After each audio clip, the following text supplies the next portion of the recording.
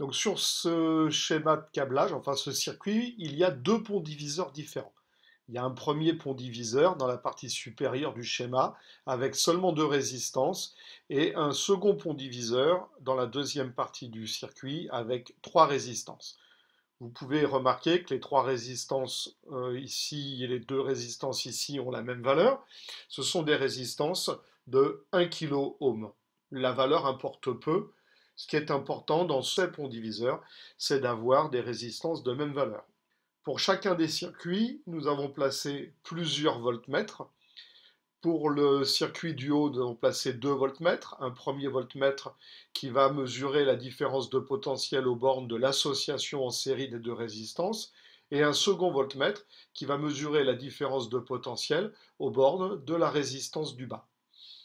Dans le deuxième circuit, 3 voltmètres, un premier voltmètre qui va mesurer la différence de potentiel aux bornes de l'association des trois résistances en série. Le voltmètre du bas va mesurer la différence de potentiel aux bornes de la résistance inférieure. Le deuxième voltmètre va mesurer la différence de potentiel aux bornes de l'association des deux résistances inférieures. Je lance la simulation.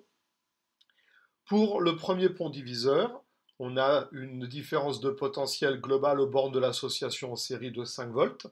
Et au point de jonction entre les deux résistances, on mesure une différence de potentiel de 2,5 volts, c'est-à-dire la moitié de la différence de potentiel totale. On a divisé la différence de potentiel par 2. Pont diviseur par 2. Ici, il y a deux résistances. Dans ce circuit, la différence de potentiel aux bornes de l'association en série des trois résistances, c'est toujours 5 volts. Et là, par contre, les différences de potentiel aux bornes des différentes jonctions sont de 1,67 volts pour la résistance du bas et 3,33 volts pour l'association des deux résistances inférieures.